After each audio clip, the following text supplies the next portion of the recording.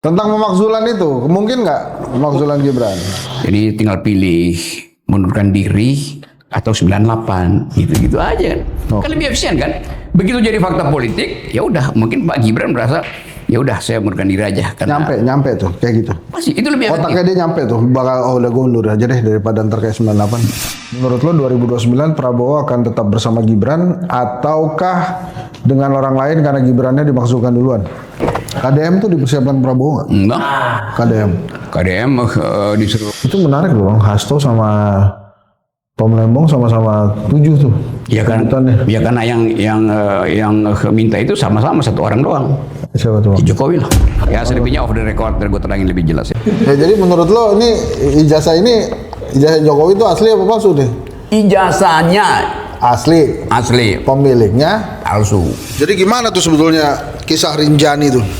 Pengaruh hubungan bilateral antara Indonesia Brasil gara-gara itu ada nggak? Menurut lo itu tudingan ijazah di print di pasar pramuka tuh kelewatan, kebangetan apa beneran? Nanti dianggap bahwa ini PDIP dong yang ngerjain gitu. PDIP diseret lagi dong. Berarti PDIP yang mesti membuktikan begitu tidak kan? Lawyer bisa ambil alih itu loh.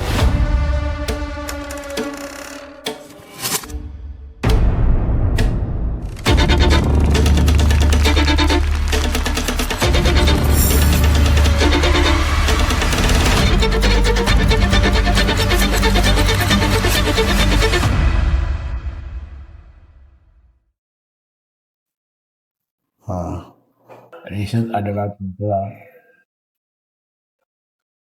Tumpuan public policy.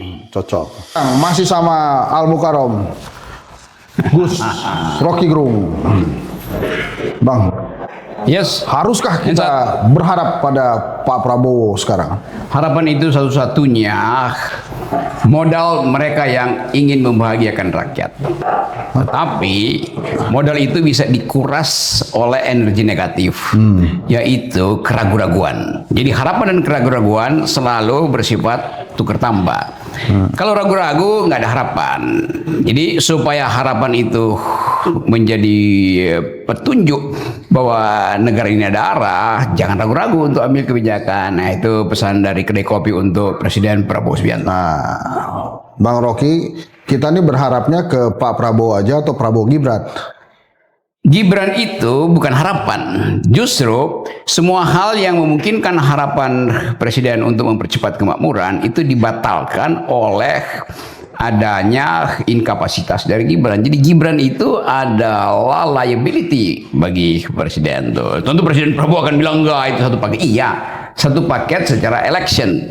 Tetapi di dalam hari-hari ini kan secara election mesti ada decision loh. Nah decision ini tidak mungkin diandalkan pada Gibran, karena itu Gibran mungkin sangat bagus kalau ya pergi ke Papua lalu tinggal di sana lama supaya dia belajar tentang public policy, belajar tentang HAM, belajar tentang global politik, belajar tentang isu lingkungan, belajar tentang local culture, macam-macam. Kalau dia ingin jadi pemimpin di masa depan, kita dorong lah Mas Gibran untuk menetap aja di Papua. Kalau dia nggak mau gimana? Kalau dia nggak mau, nggak mungkin. Kalau dia masuk akal, dia mesti terima hasil survei dari kedai kopi kan. Nah, hasil survei kedai kopi kan begitu kan. Ya. Publik, terutama anak muda, menginginkan Gibran pergi ke Papua itu. Nah terus ini dikit lagi nih tentang Gibran nih sebelum kita ke topik selanjutnya. Ya. Tentang pemakzulan itu, mungkin nggak pemakzulan Gibran? Bukan soal mungkin, caranya aja yang kita pikirkan. Kan? Mungkin, pasti mungkin kan. Semuanya ada dalam konstitusi. Nah caranya ya melalui mekanisme yang diatur oleh undang-undang, tapi itu panjang, mesti DPR proses dulu, MK, lalu ke MPR kirim ke MK balik lagi buka sidang dengan hukum acara pemaksulan, setelah diputuskan dibalikin ke MPR, kan sulit kan. Ya. Yang gampang adalah kan ini minggu ini kasus itu akan dibuka, bersama dengan itu minggu depan lagi anak-anak mahasiswa ini mulai masuk kuliah.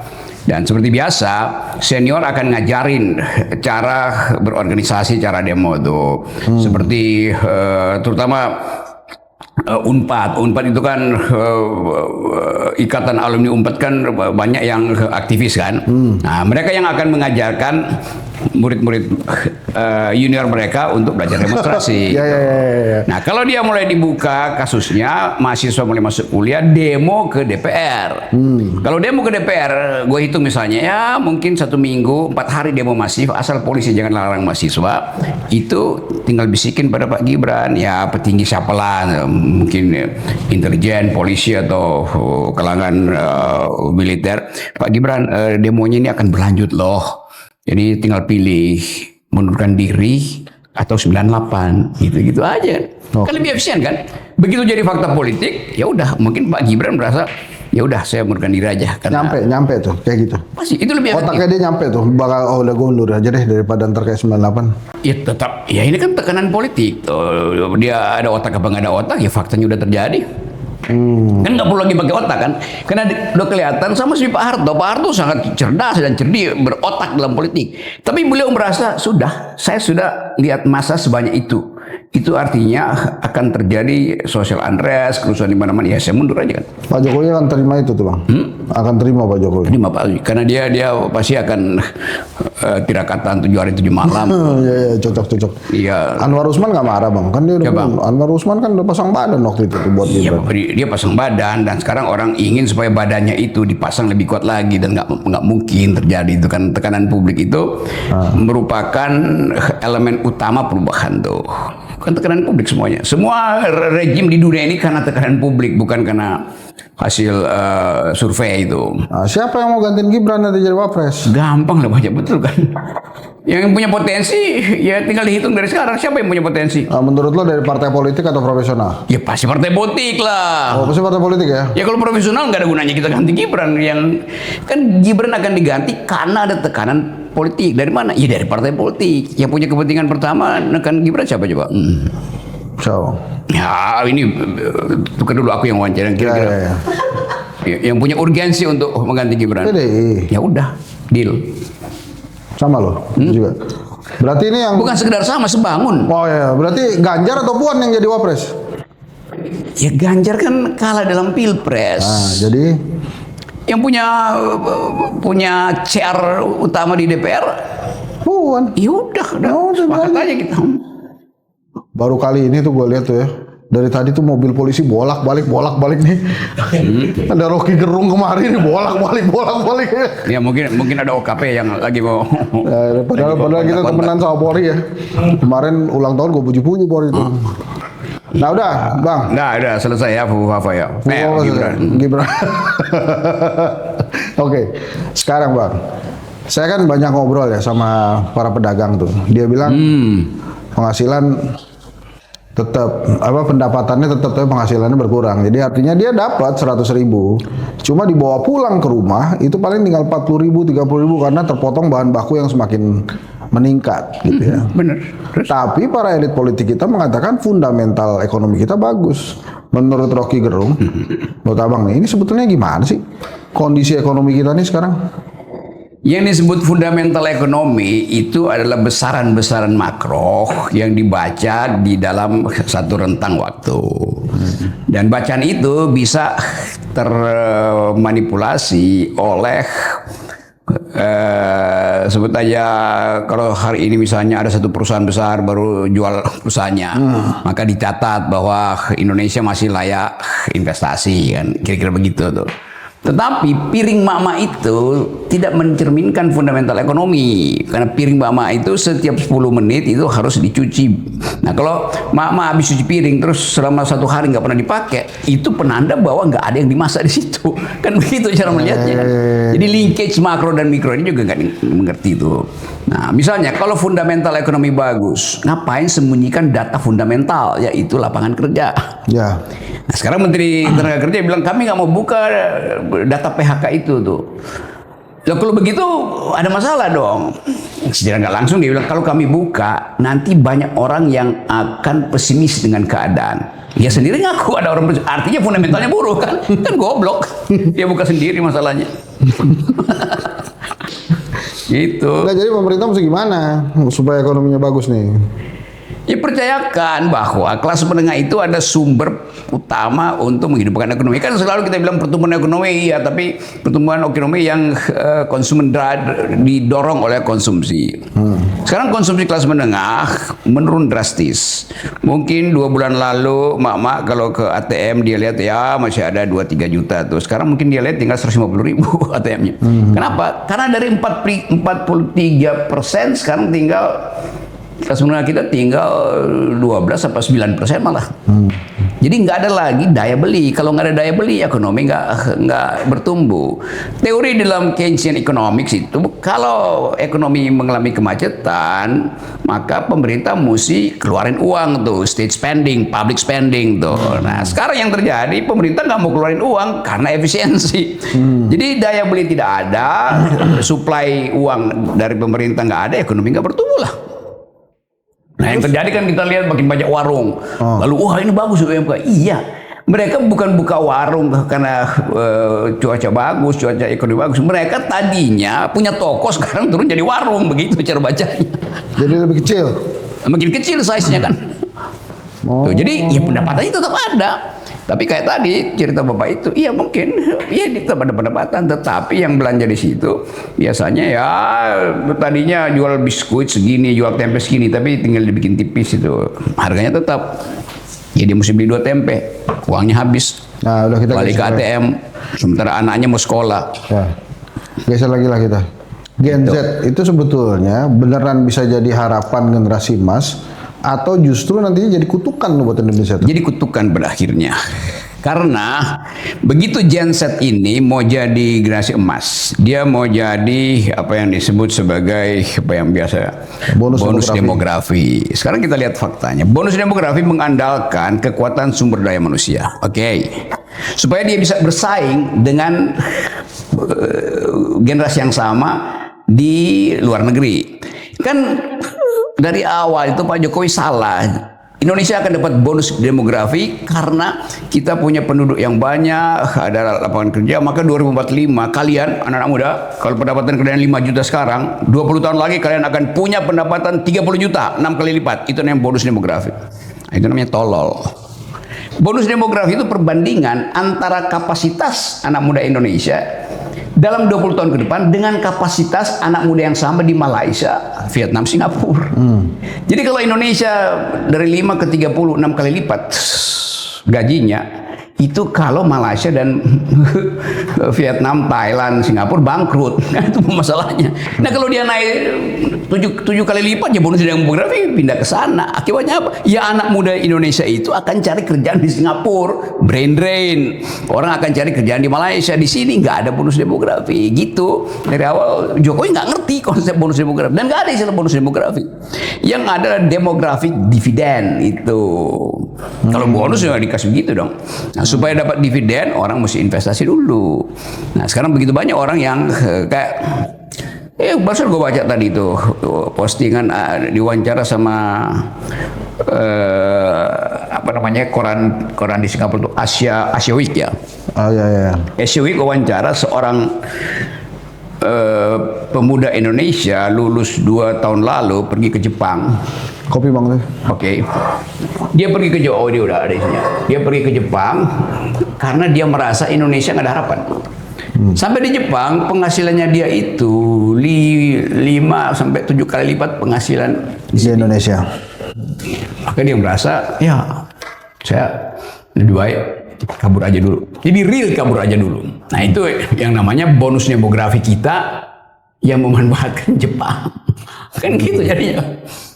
Nah, lantas kalau lo bilang itu kutukan, ntar 2045 jadi kayak apa tuh? Iya benar ya, potensi fail state lah, bangkrut secara ekonomi kan. Kan itu dengan mudah kita lihat kan keadaan dari hari ke hari itu. Semakin banyak orang yang pergi ke luar negeri kok. Faktanya begitu. Tapi dianggap itu tidak nasionalistik, tidak patriotis. Oke, kalau patriotis dia harus tinggal di Indonesia. Buka Undang-Undang Dasar. Setiap warga negara berhak atas pekerjaan yang layak untuk kehidupannya. Kalau dia tidak layak, negara harus biayai dia lewat asuransi segala macam. Sekarang negara nggak punya uang untuk melayakkan memberi lapangan kerja atau memberi social safety net, maka dia pergi ke luar negeri. Dianggap nggak patriotik. Padahal di luar negeri dolarnya dia kirim juga pada mamanya yang lagi ada di Solo itu kan. Jadi remittance-nya ada juga. Tapi kan ini cara melihat itu seolah-olah ya kita negara yang buruk. Ya memang kita buruk negara itu kan mesti dibuka fakta itu. Nah, tambahan lagi tuh ya. Bonus demografi mengandalkan kemampuan analisis. Ada brain rot kitanya. Kitanya kena brain rot, Yes. brain Z-nya.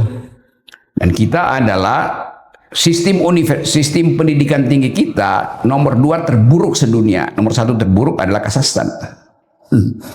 Nah, begitu tahu dari mana Indonesia? Oh, dulu nomor 2 terkorup, yaitu ICCRP apa itu kan, Pak Jokowi nomor 2 koruptor. Sekarang pendidikan tinggi nomor 1. Nah, investor akan lihat bahwa ya kalau sekarang di dalam grade itu, bahkan UI termasuk di situ, Indonesia nomor 2 terburuk, 5 tahun ke depan apa yang diharapkan dari mereka yang pendidikannya di ranking sebagai buruk? Nggak ada yang mau invest di sini karena dianggap ya tenaga kerja lu nggak bermutu, buruk semua. Nipu di jurnal internasional tuh, bikin skripsi dipalsuin tuh, akhirnya itu yang terjadi kan. Jadi kita di watch dalam segala sudut hidup. Gitu. Nah ini sekarang kan kelihatannya ada Gen Z problem. Dan terus mereka ini kan kelihatannya susah juga untuk dibina nih beberapa nih kan. Ya mau-maunya mereka aja ya, bos yang toksik lah, teman yang toksik, pekerjaan yang toksik. Lantas apa yang mesti kita hadapi dengan generasi itu? Kan harusnya universitas yang ngeberesin mental mereka. Ya justru itu kan ini problem kompleks betul, ditinggalkan oleh Presiden Jokowi keadaan yang semacam ini kan. Itu mesti diterangkan pada publik. Presiden Jokowi itu memburukkan demokrasi, memburukkan kualitas SDM, memburukkan mental anak-anak muda. Semua anak muda sekarang apa? Ya, pokoknya gue nggak terlibat dengan sesuatu yang lagi viral itu apa? Fear of missing out itu kan, FOMO itu segala macam. Ada problem, tanya artificial intelligence. Lama-lama AI itu akan lihat, wah jenis pertanyaan orang Indonesia segini-gini aja ya. Lalu dia petain secara algoritma bahwa Indonesia bahkan membuat pertanyaan ke AI untuk hal yang sangat sepele. Gimana coba? Ya Gibran kan yang ngajarin begitu, tanya pada AI. Lo AI itu dia bertumbuh justru kalau kita tantang dia tuh dengan dialektik ideas ini, nanya hal yang sepele. Bagaimana cara motong tebu tuh? Nah itu AI bilang, ini motong tebunya nggak bisa. Maka AI bilang, ya pakai sabit. Akibatnya disabit, patah sabitnya. Kenapa? Ditipu sama AI. Ini motong tebu itu mesti pakai parang yang sekali itu dan harus miring. Sekarang kita ke politik ya Bang. Oke. Ini maunya apa sih pemerintah ini? Kan baru aja MK ngeluarin keputusan pilkada dimundurkan. Terus justru elit-elit politik kita protes. Tapi sebagian besar para analis politik itu setuju tuh dipisahkan. Ini memang MK yang lagi perbaikan di dalam, atau memang keputusannya harus demikian, atau memang ini ada seperti sedang mengaudit para politisi nih hingga lebih bagus. Kelihatannya lagi audit politisi, tapi bukan MK kan ini argumen dari Perludem. Dari Perludem. Perludem ajukan itu untuk perbaikan sistem pemilu. Dan alasan Perludem ya masuk akal karena ongkos mahal, terus kelas segala macam itu. Capek, meninggal. Oke. Tapi saya melihat ada sesuatu yang justru menguntungkan demokrasi. Yaitu ketika dipisah itu dan diberi rentang berapa 2 tahun itu, maka seorang presiden yang terpilih 2029 misalnya, dia akan diuji sebetulnya 2 tahun setelah itu oleh rakyat lokal, semacam pemilu selah di Amerika lah gitu kan. Jadi kita bisa lihat ini presiden sebetulnya baru 2 tahun udah nggak ada legitimasi. Kenapa? Karena pemilu lokal itu memperlihatkan dukungan partai udah berubah gitu kan. Itu bagus juga. Tapi orang akan bilang, ya tapi selama 2 tahun itu berarti ada kelebihan jabatan politik dari orang-orang ini sehingga nggak ada lagi. Nah, itu urusan teknis aja, selesai aja. Tetapi buat gue ya masuk akal itu supaya ada cek setiap 2 tahun. lokal mencek nasional kan gitu idenya tuh. Tapi ya itu ya ada yang merasa ya politis yang sekarang dong keenakan dapat tambahan gaji. Oh iya itu pokoknya itu urusan teknis, urusan prinsipnya kita bertambah kemampuan checkable, check and recheck dari legitimasi kekuasaan. Itu aja poinnya. Ya mungkin itu nggak didalilkan oleh Perludem, tapi mahkamah mungkin melihat alasan belum masuk akal karena bebannya terlalu besar, uang yang dikeluarin serentak juga terjadi. Yang terakhir yang paling penting adalah sebanyak itu yang mesti dicoblos sehingga orang masuk dalam seperti secara psikologi, banyak amat gue mesti hafalin kan. Secara psikologi memang beban. Oke, lompat ke luar negeri ini langkah Presiden Prabowo masuk BRICS. Menurut lo itu strategis atau sebuah langkah yang berisiko? Hanya dengan cara itu Presiden Prabowo menyempurnakan rencana dia untuk jadi pemimpin dunia. Kan kalau dia masuk klub negara-negara barat ya dia tenggelam kan. Ya. Tapi dengan masuk BRICS ada potensi Prabowo menonjol di Global South itu, dan harusnya bisa menonjol. Walaupun itu masih terseok-seok kan ya, secara ideologis juga di dalam BRICS mulai ya walaupun Rusia dan Cina itu ada di BRICS tapi dua-duanya kan ingin lebih dulu jadi cepat jadi superpower kan, minimal junior superpower tuh. Nah, Amerika melihat potensi Indonesia masuk ke situ, itu artinya keamanan Pacific Basin ini, Asia Pasifik itu tidak lagi di bawah hegemoni Amerika yang secara tradisional sejak Perang Dunia Kedua itu dikuasai oleh Armada ke-7 tuh. Jadi udah mulai ditekan lah Indonesia tuh. Tapi Indonesia mesti kasih argumen kuat bahwa loh ini kan negara yang setelah Perang Dunia Kedua, setelah masalah di Timur Tengah, setelah Eropa mengalami kekacauan karena NATO tidak bisa utuh lagi, maka masuk akal kalau ada Global South. Tapi yang jadi soal baru, apakah Global South ini jadi persekutuan ekonomi atau juga berorientasi pada fakta militer, itu intinya. Nah, gue baca beberapa analis itu bahwa di BRICS nanti itu minggu-minggu ini juga akan ada proposal, mungkin masih rancangan atau rencana untuk BRICS ini membentuk pasukan perdamaian. Jadi tentara-tentara dari negara-negara ini akan membentuk pasukan perdamaian. Itu artinya mau nyaingi PBB gitu. Nah, itu bisa dianggap bahwa ini pasukan perdamaian, ini bisa jadi fakta militer. Iya. Tapi itu merasa terancam nggak negara-negara Barat dengan adanya BRICS ini? Kan tetap bukan Indonesia, sebetulnya proksi Indonesia dengan Cina itu yang bagi negara-negara Barat, ada apa ini tuh? Bukan negara Barat sebenarnya, ya Amerika aja yang terancam tuh. Negara Barat ya mungkin terlalu jauh buat lihat itu sebagai ancaman. Tapi yang paling langsung merasakan impact-nya kan Amerika tuh. Kan itu Amerika selain membalas permintaan negosiasi tarif 30% itu yang nggak disetujui oleh Trump akhirnya tetap 32% dan bahkan dia mau tambahin 10. Tambah 10. Itu kan ancaman. Kalau lu masuk BRICS, nah gue kasih tambahan 10%. Ya, dalam negeri lagi sebelum nanti teman-teman kalau mau nanya ada waktu dikit. Menurut lo 2029 Prabowo akan tetap bersama Gibran ataukah dengan orang lain karena Gibrannya dimaksudkan duluan? Oke, lepas Gibran dimaksud apa nggak dimaksudkan, hitungan gue itu Pak Prabowo tidak akan mencalonkan lagi tuh, karena kan bagi Pak Prabowo udah jadi presiden udah maksimum, udah ultimate lah itu ya. Ngapain mesti capek-capek lagi 2 periode gitu kan? Itu intinya ya. Semua orang merasa begitu atau semua orang justru menyorot atau mengintip potensi mencalonkan diri karena menghitung Prabowo tidak akan lagi mau mencalonkan diri itu. Maka Gibran dengan sendirinya menganggap oke, nggak ada saingan dong gue. Maka dia mulai kumpulin relawan lagi ke kantor presiden segala macam, itu yang terjadi kan. Tapi politik itu seringkali bukan the art of the possible, the art of attacking the impossible.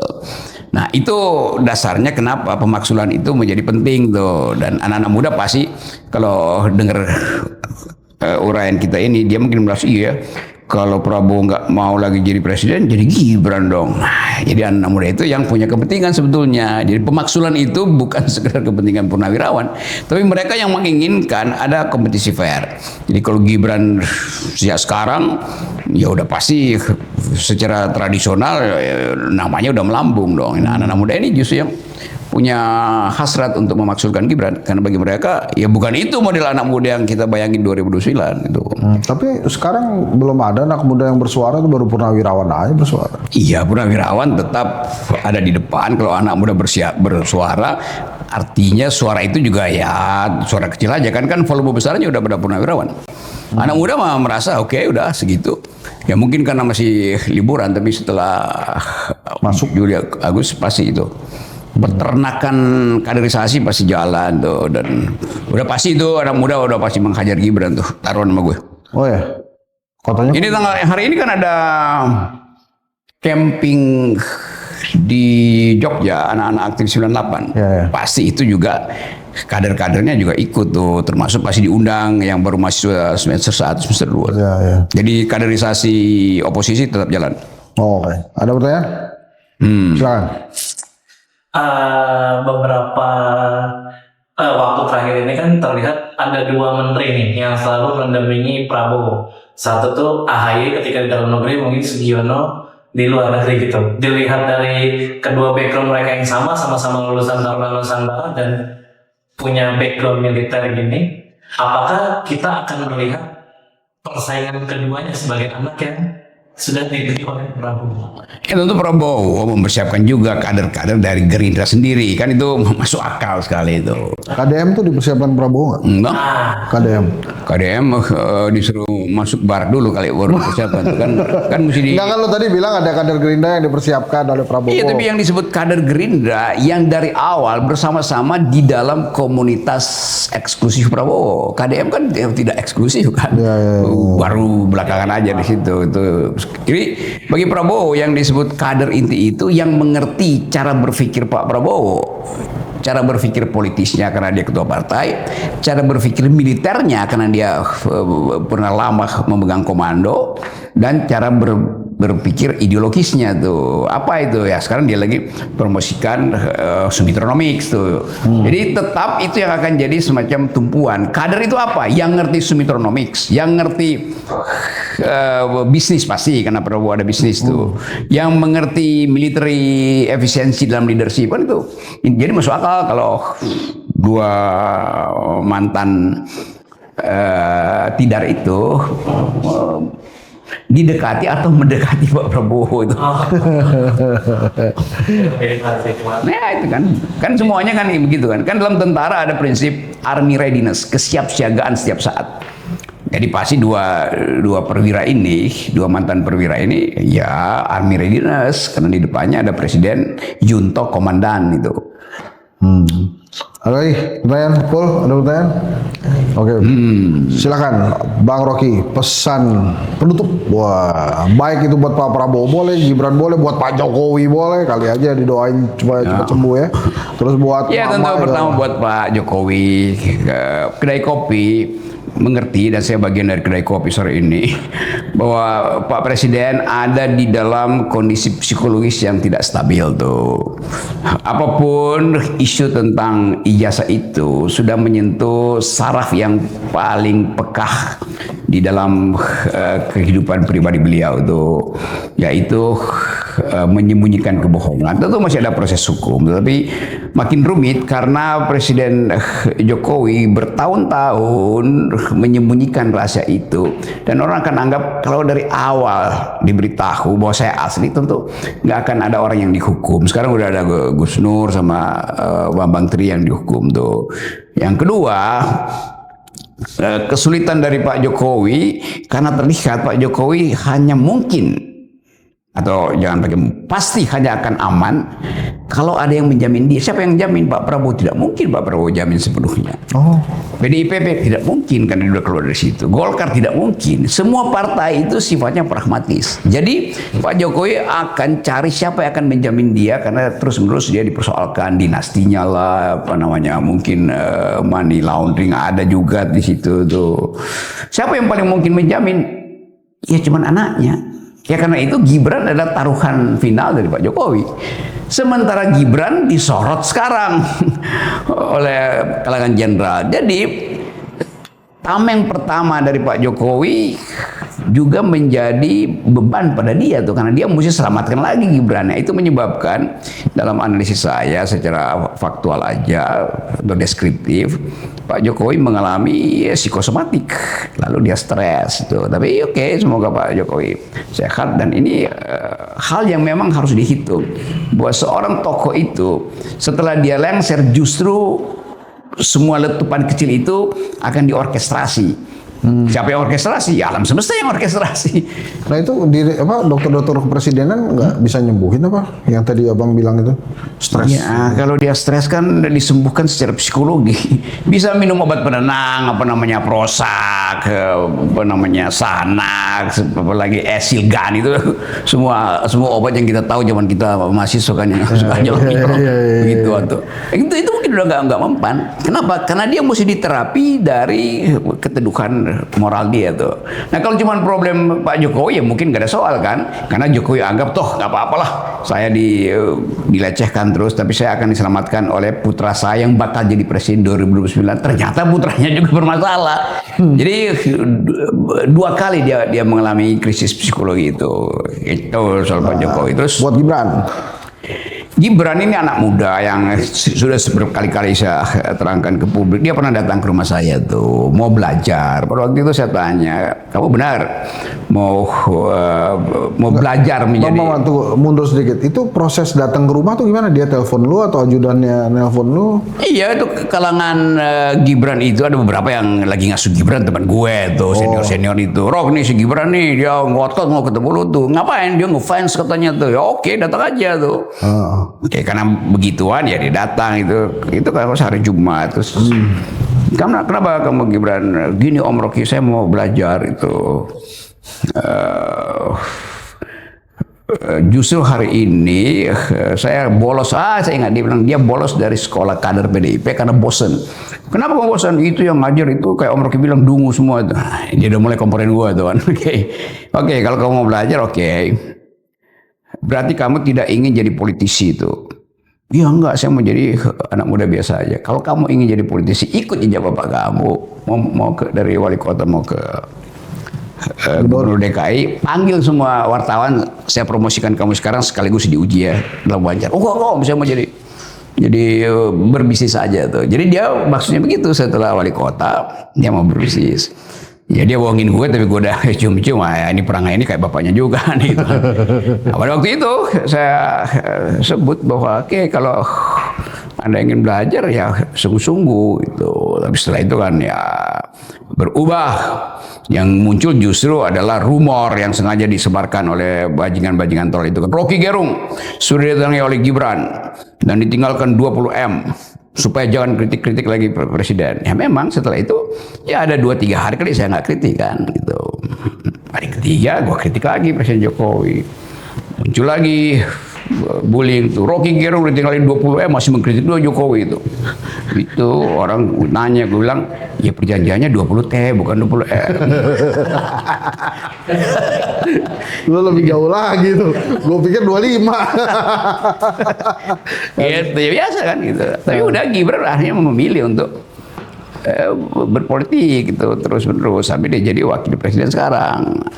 Nah, sekarang orang evaluasi kapasitas Pak Gibran itu memang jauh dari prasyarat untuk memimpin Indonesia. Nah itu yang dicemaskan oleh para purnawirawan.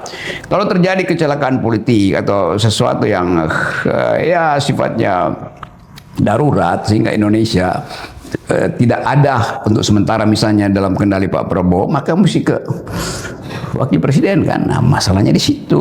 Jadi masuk akal kalau para purnawirawan yang udah asam garam politik tahu ini bahaya nih kalau ada sesuatu. Itu aja buat Pak Gibran. Jadi pesannya apa buat Gibran? Pesannya apa buat Gibran? Ya berkantor di Papua belajar gitu. Balik lagi ke yang tadi tuh ya. Tadi itu udah paling bagus supaya dia beliau kalau dia masuk 2009 dia akan bilang saya bukan sekedar ban serep.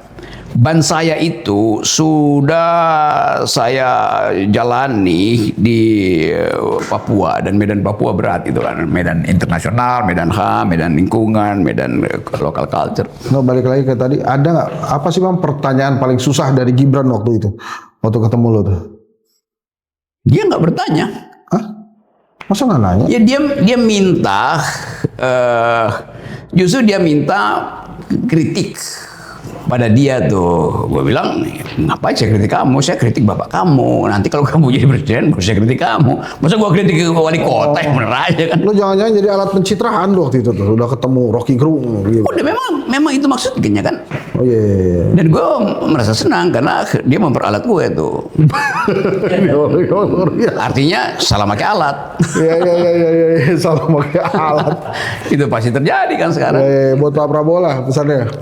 Pak Prabowo, Anda ada di dalam situasi yang uncertainties, itu banyak ketidakpastian. Tapi saya tahu Presiden menginginkan ada percepatan kemakmuran, dan ideologi itu lengkap di kepala Pak Presiden karena dia lihat bahwa sementara ini ada kontradiksi antara ide Indonesia yang sosialistik dan pembangunan yang 10 tahun di bawah Pak Jokowi kapitalistik.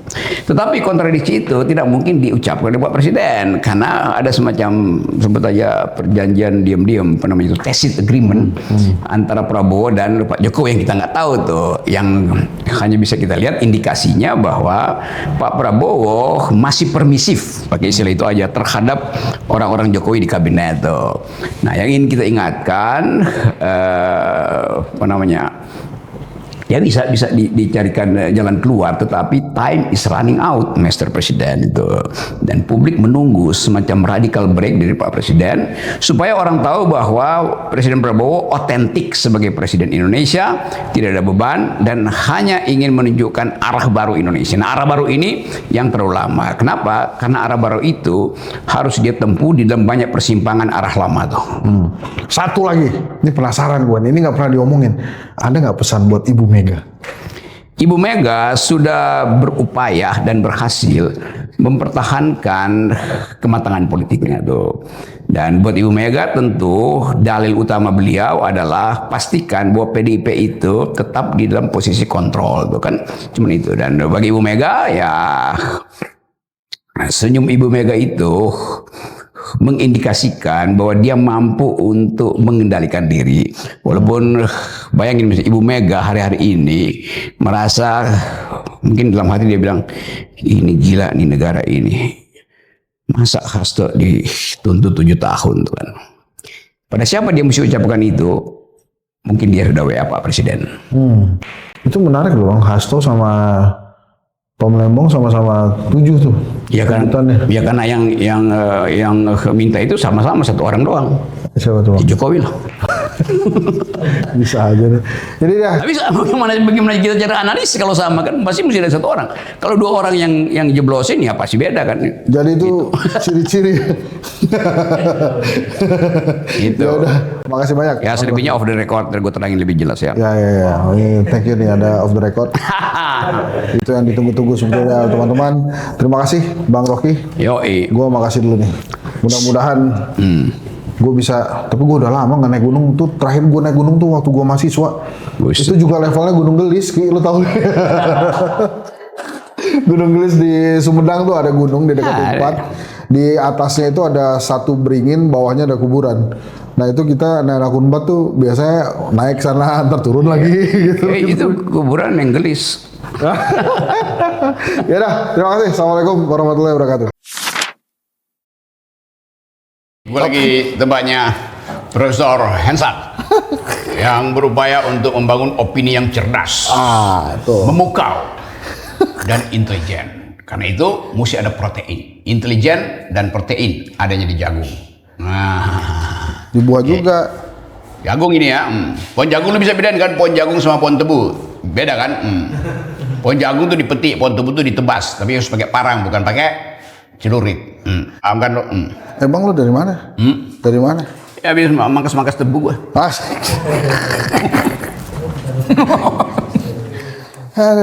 Susah juga lo, sibuk banget. Sibuk apa sih Bang? Gue tuh Kadang banget ada di Sentul. Mandi lagi aja gua. Minggu depan setelah tanggal 20 baru gua kosong ke Sentul. 20 apa? 20 Juli. Oh, Gua bolak-balik. sebetulnya enak tuh tempat lo tuh. Iya, ntar gua udah di situ lah, ke situ aja. Kangen juga gua ke situ. Iyalah pasti. Jadi thank you Bang, sudah mampir. Ini kedai kopi begini nih. Sama ini sekalian tuh, jadi sekretariat IKAVIKOM. Gua kan ketua Ikatan Alumni Fakultas Ilmu Komunikasi Universitas Pajajaran. Cie. Udah bikin apa? Bikin aja kok Udah koperasi bikin. Vkom. Wah. Iya kan si Ferry lagi dapat duit banyak dia. Bukan duit banyak. Program dia itu memerlukan dukungan berbagai macam stakeholder tuh. Tuh, karena ini koperasi merah putih. Kemarin kan ada isu Gibran ke Papua walaupun sekarang diralat lagi sama Yusril tuh. Menurut lo? Ya seneng lah gue. Nah kalau dia ke Papua, apa yang diharapin sebetulnya sih? Walaupun diralat sama Yusril udah ya, dia bukan dia yang ke Papua. Ya Gibran itu karena Gibran protes pasti kan. Kan Gibran itu mestinya di Papua supaya dia belajar tentang politik dunia. Papua sekarang itu ada center of gravity dari Asia Pasifik tuh gitu. Bener dong harusnya dia ke Papua. Harus supaya dia belajar geopolitik, dia belajar environment ethics, dia belajar ya soal local culture. Itu kalau dia mau maju 2029 mestinya dia bilang sama Pak Prabowo, saya bukan sekedar Des Papua, saya ingin punya istana di Papua sampai 2029 saya mau magang di situ, belajar segala macam. Semua belajar mahal dari situ. Apalagi sudah food estate 3 juta hektar kan. Dia mesti amanin itu. Nah terus kok kenapa dibatalin? Ya pasti dia merasa dia tidak mampu atau tidak sesuai dengan petunjuk bapaknya. Kan dukunya bilang beda. Nggak, maksud gue juga setuju. Harusnya dia ke Papua aja sekalian dia belajar kan. Iya sampai 2029 jangan balik-balik ke Jakarta. Di Jakarta ya dia bagi-bagi skincare lagi. Padahal yang dibutuhkan adalah brain care. Jadi kalau nggak jadi ini, yang rugi itu dia apa rakyat Indonesia sebetulnya? Dia nggak jadi ke Papua nih. Dia nggak ngapa-ngapain juga, rakyat Indonesia nggak ada ruginya. Justru dia yang mesti belajar sebagai anak muda. Konflik, gimana ketegangan antara Indonesia dan Australia, kan udah deket Australia itu kan. Ya. Bahwa di Australia, di Darwin tuh pemerintah Australia memfasilitasi naval, apa namanya, angkatan laut Amerika untuk parkir di situ tuh. Dia pasti apa? Ya mantau Indonesia dong pasti kan. Beberapa senjata kendali jarak jauh itu dari Australia itu diarahkan justru ke Indonesia tuh. Itu kan Gibran mesti paham. Masa dia paham soal, dari situ dia belajar tentang aura politik dunia. Bukan aura farming doang. Itu serius ya. Enggak, tapi bener nih. Kita bisa berharap nggak sih sama Gibran sebetulnya nih? Gue selalu berharap dia mau nggak jadi pemimpin gitu. Nah kalau dia mau apa syaratnya? Pergi ke Papua. Jadi lebih bagus ke Papua atau ke IKN? IKN itu buat dia kunjungi 3 bulan sekali buat lihat singkong sama tebu yang dia tanam di situ kan. Oh. Ya. Repot ya. Enggak nih soalnya Ini kan percakapan kedai kopi. Enggak, topik politik kita tuh kalau nggak Gibran sekarang ada Bobby mah bukan topik dia. Ya apa dia? Ya, ntar lagi tersangka kan. Oh serius bang? Ya kan udah dipanggil KPK. Belum dipanggil, berpotensi dipanggil. Itu kata-kata kedai kopi begitu, kata lembaga survei. Kata lembaga Intel pasti tersangka gitu. Gua nggak aparatnya turunan nomor 2, nomor 3 orang dia bagaimana, Pak? Nggak, terus kalau jadi Bobby bisa tersangka? Terus habis Bobby tersangka akan kena keluarga Jokowi yang lain nggak? Keluarga Jokowi akan kena kalau Presiden Republik Indonesia nomor 8 memutuskan akan melakukan radical break. Nah itu. Apanya brain rot tuh? Radical brain. Itu semacam. Itu kan sama-sama kontroversi tuh. Ya. Radical brain sama brain rot tuh. Nggak emang? Enak nih. Ya enak lah, khusus buat lo itu. Ada tulisannya tuh Rocky. Jagung buat Rocky. Ini bukan jagung dari food estate yang 3 juta hektar di sana ya di Papua ya, belum ada tuh. Itu masih omon-omon. Ini namanya jagung untuk Rocky Gerung. Wah. Bang. Jagung artinya jangan sampai Jaksa Agung nggak diganti. Emang kenapa? Ya harus dong, gimana udah bertahun-tahun di situ kan Jaksa Agung, Kapolri apalagi. Emang harus diganti, Bang? Lo ya kalau nggak yang di bawah kasihan kan nggak bisa meritokrasi dari Oh, bawah. atas dasar itu. Iya dong, kaderisasi, Gantian. Panglima TNI itu kan. Gue konsepnya pikir kaderisasi. ada alasan-alasan politik enggak? Ya kalau alasan politik udah pasti dari lama diganti dong. Oh. Nah Itu. itu tadi balik ke keluarga Jokowi. Jadi emang itu sengaja ditarget atau nggak sengaja ditarget sih? Siapa? Itu Bobby. Bukan nggak sengaja ditarget, memang ada potensial untuk jadi tersangka karena itu kasus yang udah diintai oleh media massa dari awal. Kan yang pertama kali survei Bobby itu potensi untuk melakukan korupsi dalam kebijakan kan kedai kopi kan. Tahu aja dia. Nah, geser. Sekarang ke bapaknya. Sebelum kita mulai podcast beneran. Enggak, itu kalau lu pendapat lu tentang ijazah Jokowi gimana? Kalau gue tuh ngelihatnya ini sih terserah UGM. Kalau UGM bilang asli, UGM bilang nggak asli ya nggak asli. Ijazahnya asli. Ijazahnya asli. Terus? Itu yang nggak asli pemiliknya kan. Lo bagaimana? Gila kan? Serius deh, ini kali pertama gue denger ini lo ngomentarin ijazah. Selain waktu itu di acara si dong. Aiman. Ijazah pasti asli. Pemiliknya yang palsu. Lo gimana dong? Ya jadi menurut lo ini ijazah Jokowi itu asli apa palsu nih? Ijazahnya Asli. Pemiliknya palsu. Lo ngerti ya maksudnya ya? Ngerti. Jadi ini ujungnya sampai mana? Ujungnya nih, ya ini. Menurut Rocky Gerung, ini isu emang dibina oleh Jokowi atau emang beneran ada nih si Roy Suryo? Kalau isunya dibina Jokowi, nggak mungkin Jokowi setiap malam minum obat penenang, stres dia kan nggak bisa dong. Sampai psikosomatik. Emang Pak Jokowi sakit apa? Nggak ada kan psikosomatik semua gejala epidermis itu kan. Asli karena Lo tahu ini dari Gibran ya? Gibran kan anak didik lo tuh. siapa? Nggak, lo tahu isu Pak Jokowi stres Enggak, Gibran minta diri di waktu itu. waktu itu, sekarang udah nggak. Ya bapaknya udah jadi raja, ngapain dia Jadi belajar kali buat? pertamanya ada murid ninggalin gurunya nih. Iya, Oh. belum jadi murid, baru mendaftar. Kalau jadi murid nggak mungkin keluar. Terus satu lagi nih. Pokoknya kita mulai podcast nungguin Rocky habisin jagung ya. Kalau dia nambah lagi ya kita ngobrolin di sini terus. Tuh stres soalnya anaknya ngomong. Jagung, jangan diganggu Bung. Terus isu rewang itu gimana sih sebetulnya? Apa? Nggak kan lu pernah cerita tuh di salah satu podcast bahwa rewang itu ketemu lu cerita tentang Jokowi zaman dulu. Nggak, itu real. Rewang itu tokoh asli. Kalau nggak real, berarti ceritanya gue pungut dari pasar pramuka apa?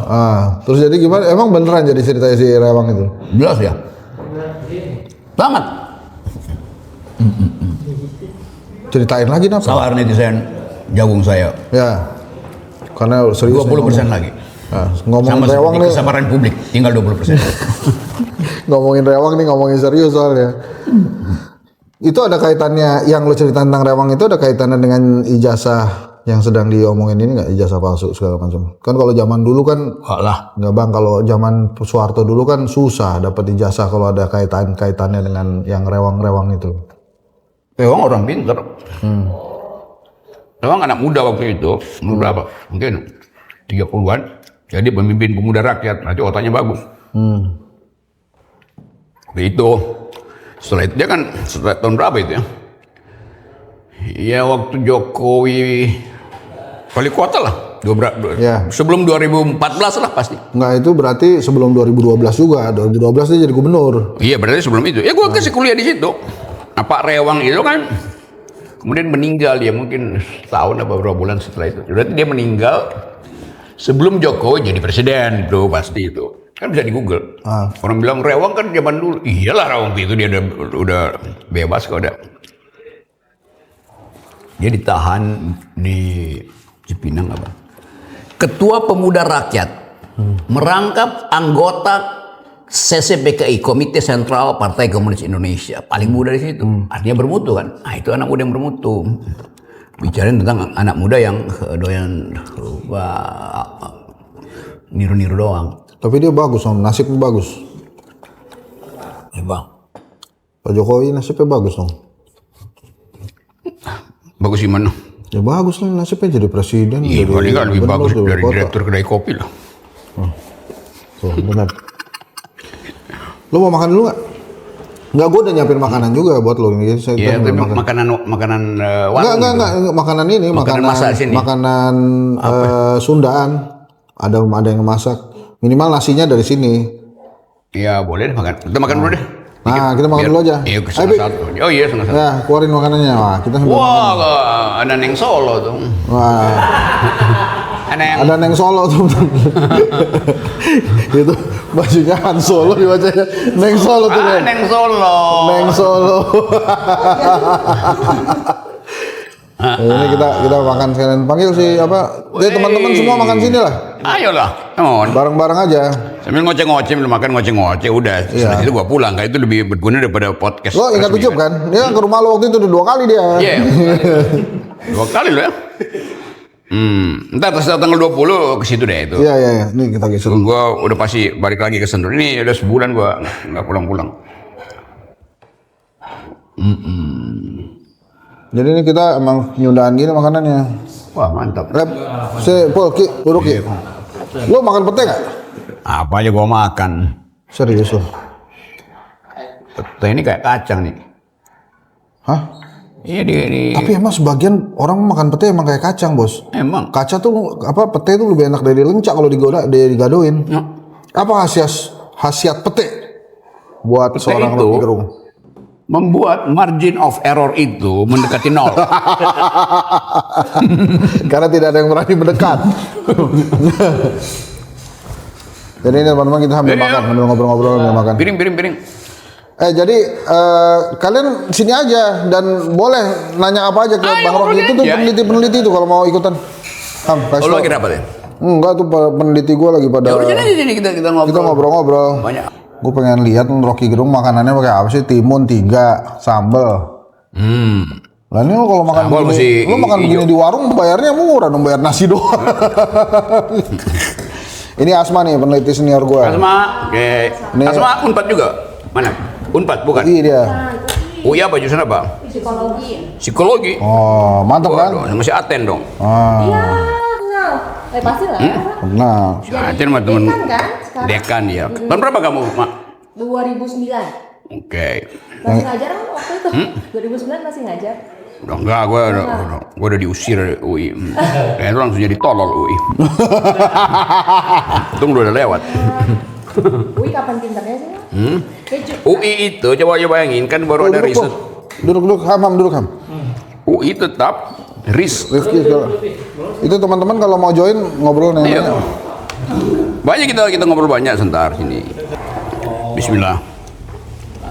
Iya bro. Coba. Rocky ngajar dari tahun berapa?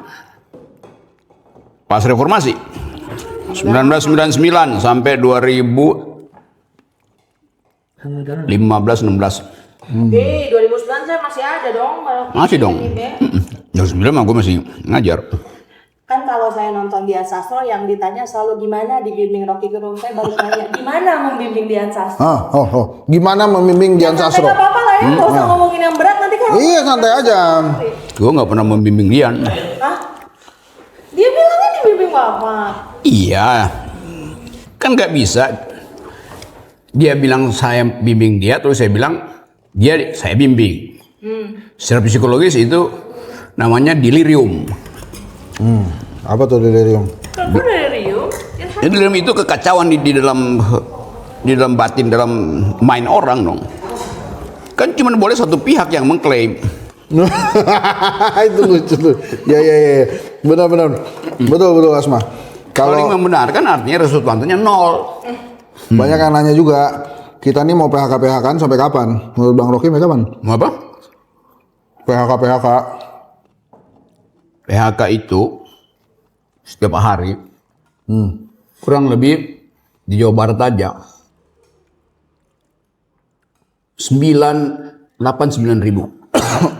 Itu yang datanya disembunyikan oleh Depnaker. Kan Depnaker nggak mau buka kan datanya. Oh iya, Menakar nggak mau. Ya baru aja tuh dia putuskan kalau PHK nggak dikeluarin lagi Ya datanya. terus investor mau invest berdasarkan apa? Datanya kan goblok.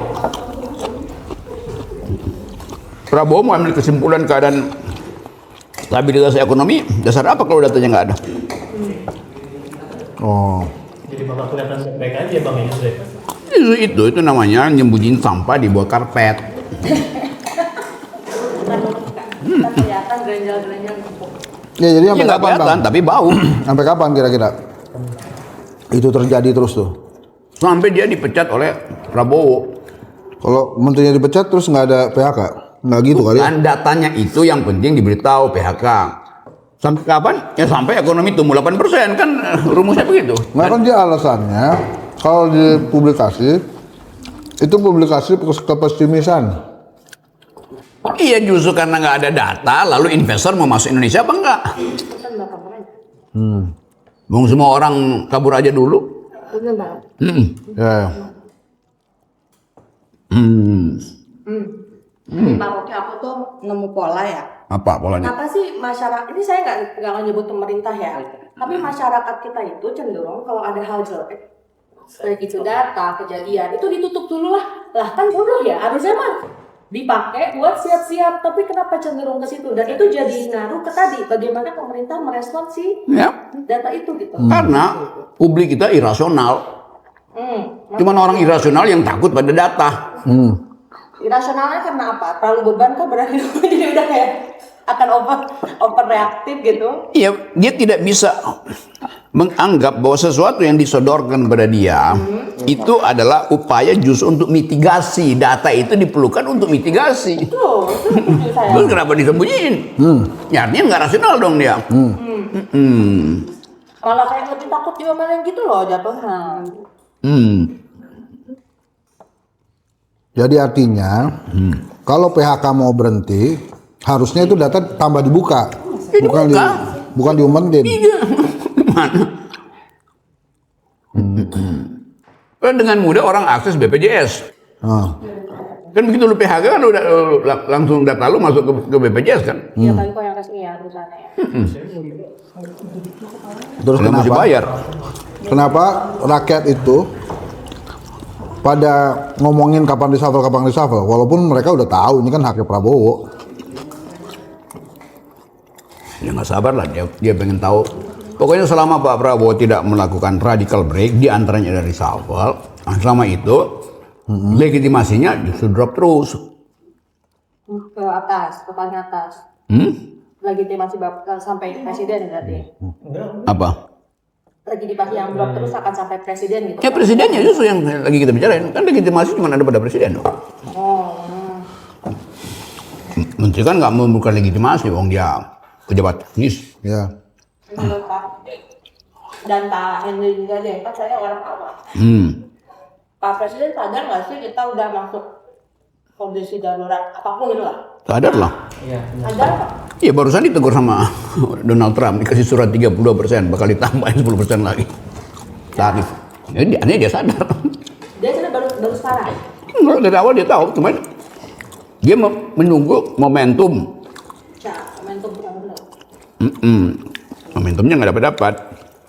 Udah dia udah marah-marah tuh, koruptor beginilah, menteri nggak bisa pulang rumah. Dia bilang, menteri-menteri saya bagus-bagus kok melindungi saya. Gimana? Artinya ada sesuatu di situ tuh. Nah, sesuatu itu yang memerlukan survei kedai kopi yang reliabilitasnya 200%.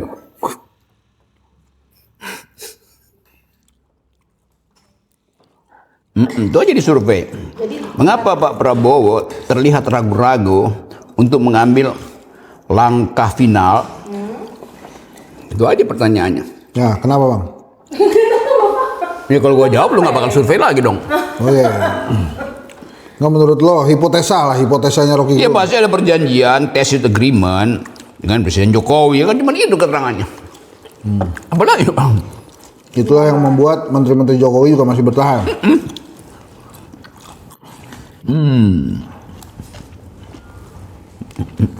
Tapi apakah hanya dengan pihak Jokowi Pak?